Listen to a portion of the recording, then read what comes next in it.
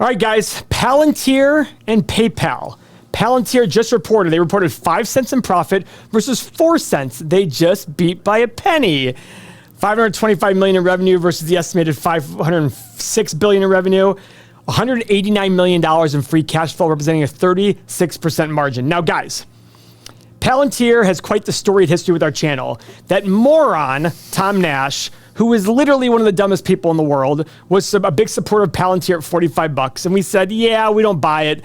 We're more interested on the $5 mark. It hasn't really gotten to 5, but we've gotten interested in Palantir. But I will be honest with you, we had some concerns about how they reported their profit last quarter. All of a sudden, sliding in at 1 cent beat, having some assets that gained on their books that were not there before. Just some questions. Now, the good news is their free cash flow has been good and growing. Growing and consistently growing. Do you remember what the free cash flow was last quarter as a percentage of revenue? You can look that up real quick. Is it 10 quarters in a row now that they've had? At least. It has to be. I think it's at least 10 quarters in a row of positive free cash flow. So they did last quarter 73.85 on what revenue? Revenue of 1.91. Nope, that's the year. Why don't you go to quarterly? Oh, you want to go quarterly? 73 on 5. So that's 15%. So they had almost double, over double the free cash flow margin this quarter than last quarter. That's some good stuff, guys. That's Microsoft level numbers, okay? Now that could be a fluke, but we'll factor it in there. But Palantir is currently up big after hours. And even being up big, our good friend Tom Nash is still down a ton when he told all of you that Palantir was going to the moon. 45. Now, will I have stocks that I buy that'll go down? Absolutely. Will they go down 60, 70%? Absolutely. But that'll happen, and I will continue to buy more shares. Because the stocks I'm going to buy, they're going to go down, are probably going to be down for reasons of the market in general. This was a hype stop. We didn't believe in it. There are videos of everybody telling us we were wrong on it, and finally the market said, you're probably right on it. Now, the question is Palantir a great growth story? Well, let's go through some numbers. First off, something I like about Palantir. Well, look at this. $15.5 billion market cap. Look at that enterprise value. Nice. So, guys, they have a lot of cash on hand and very little debt, if anything. That's the difference here. Usually enterprise value is higher. This is awesome. So it's hard for a company to go out of business when they have so much cash, okay? But look at this beautiful chart. This was Tom Nash right here. Tom Nash. If he hasn't deleted the videos yet, go to his channel, check it out, see where he says this thing's going to the moon, and then ask him, hey, when did the moon go down to the middle of the earth? It's getting its rockets warmed up. Now, does that mean this is going further down? No. Remember, a stock can look great at 5 and terrible at 50. That's the point of investing.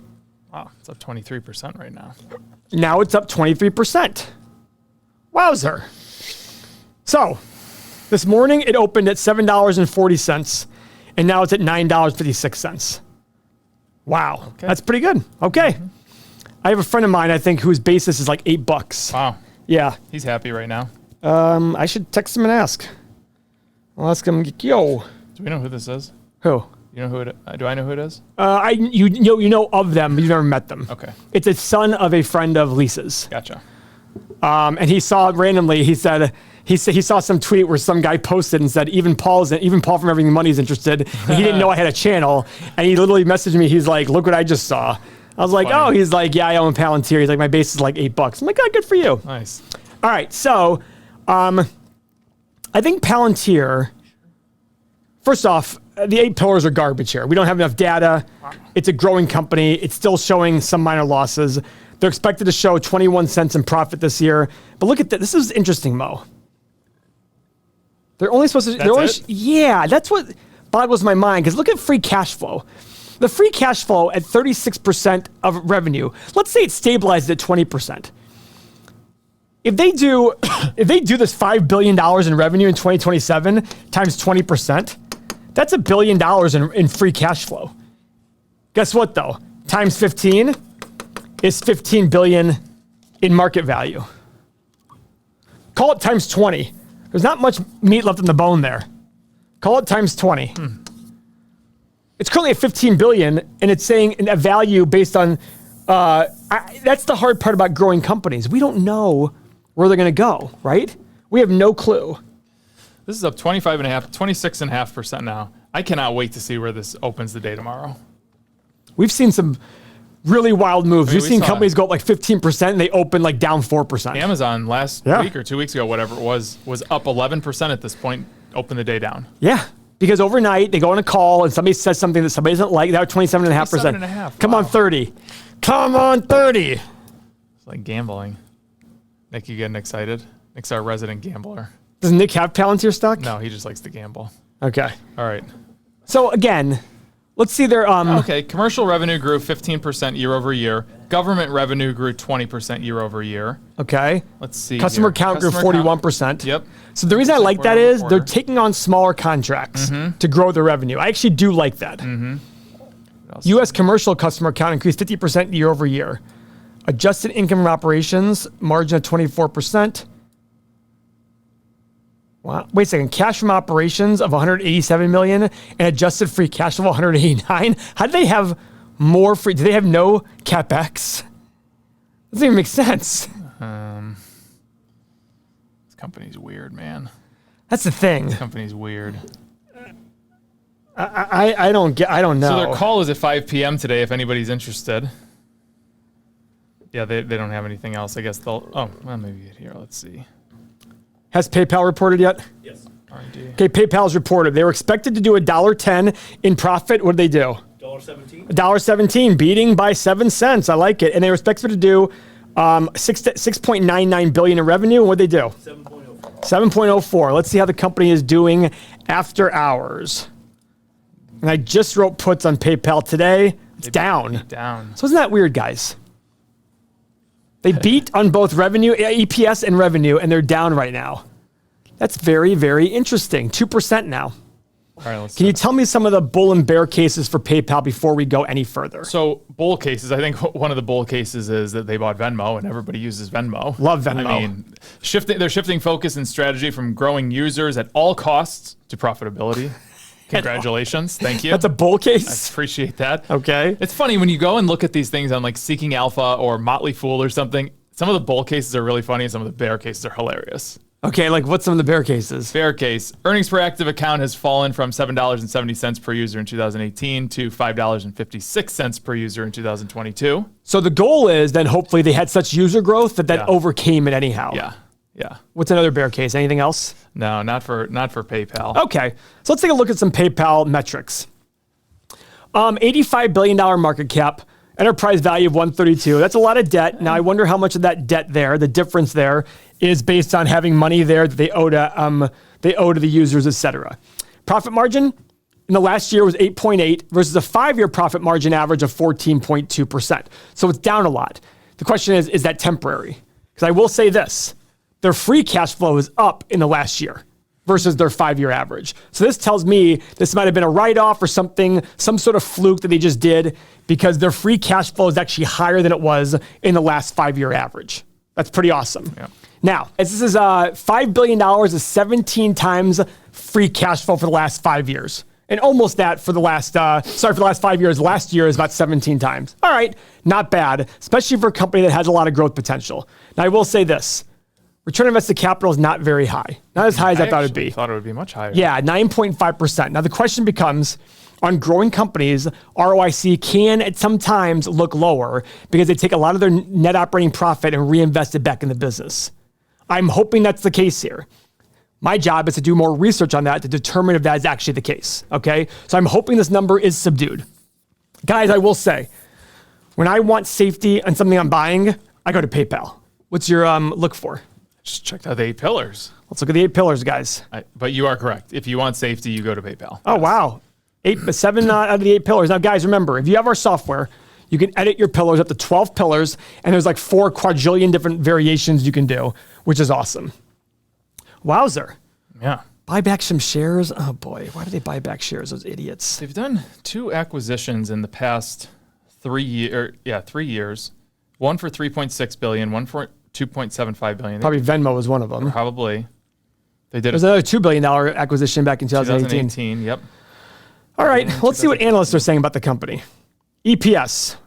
That's going to be going from $5 a share estimated this year to $8 a share in 3 years. Now, again, these are analysts. I don't know about that one. They have their biases. Don't forget that. you've got to remember that their bias is just as strong, if not stronger than yours. Revenue growth, double digits. Okay, fine by me.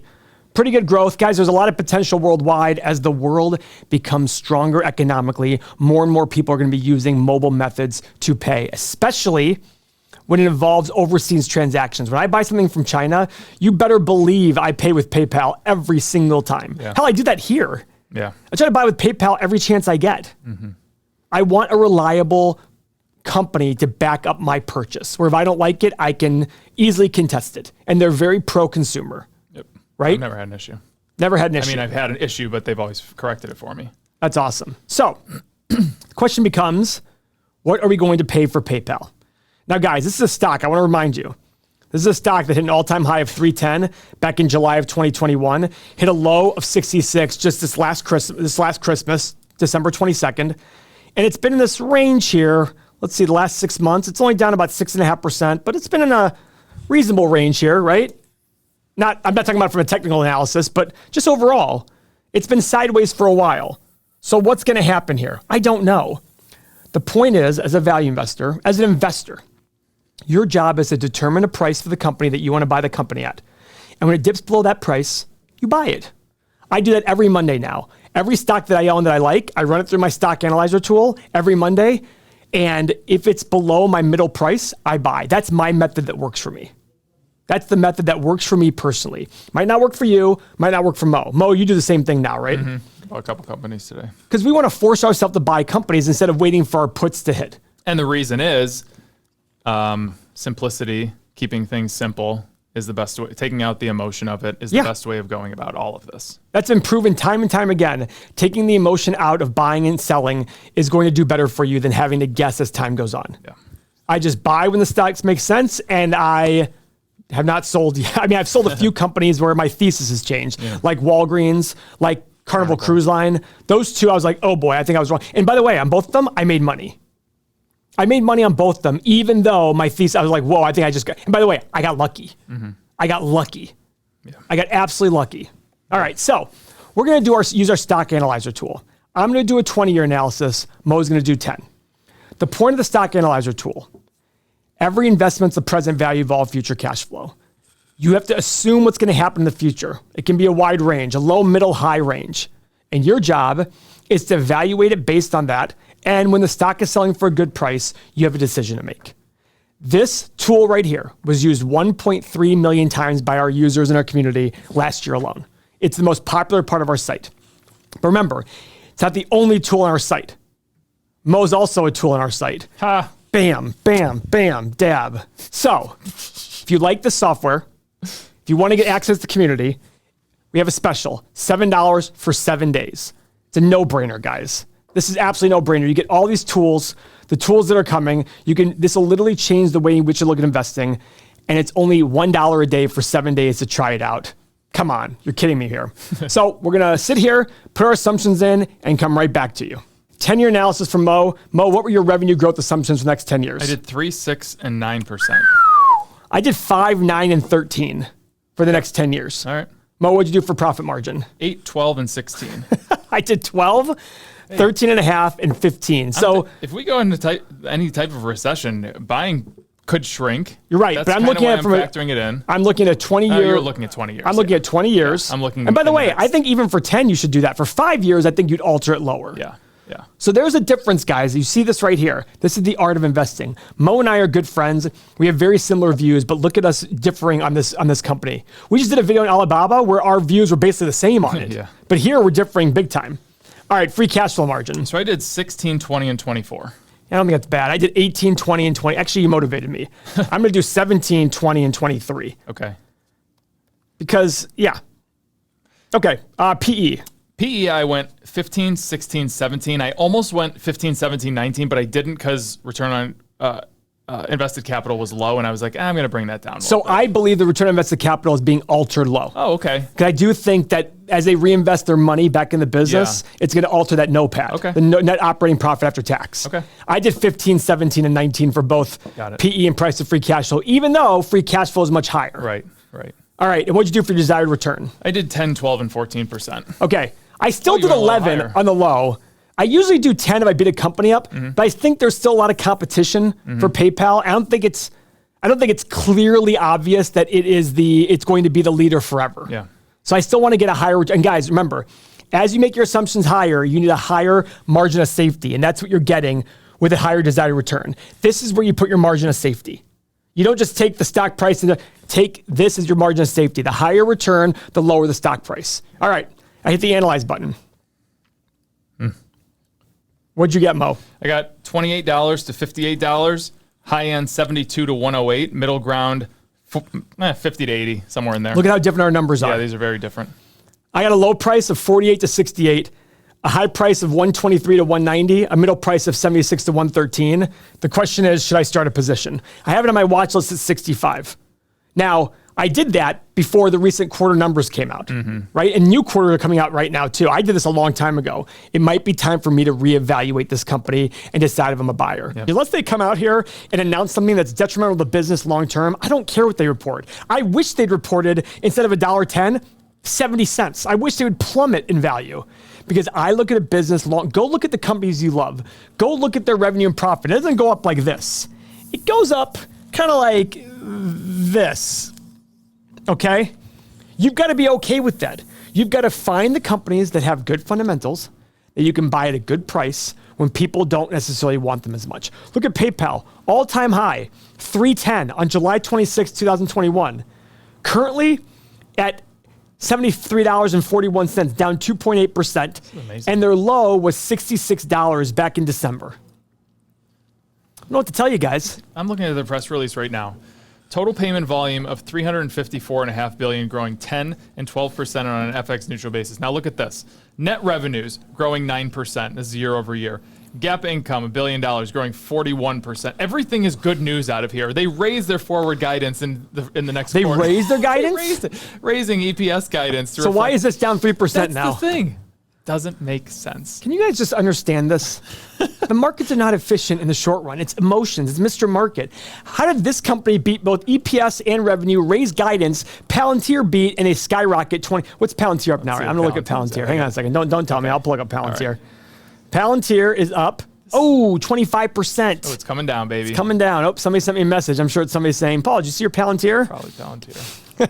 Guys, we want you to learn this. We want you to understand that in the short run, stocks are a voting machine. In the long run, they're a weighing machine. And that means sometimes you have to be okay not buying stocks. Yep.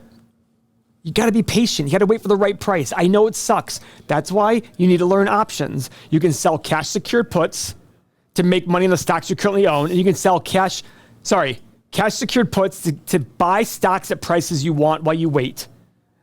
And then covered calls on stocks you currently own. I have cash secured puts on PayPal at $60. So I'm getting paid to wait for it to hit $60. And if it doesn't, I get paid along the way anyhow, right? Mm-hmm. That seems like a pretty good world to be in. So guys, if you like this, if you like our channel, subscribe to the channel, but also join our software. You get everything here, $7 for 7 days, $1 per day. We have so many tools in the software. You've only seen one of them. And we have 7 or 8 plus the chat. This is a no-brainer, $1 per day, everythingmoney.com/store, everythingmoney.com overall. Thank you very much for your time.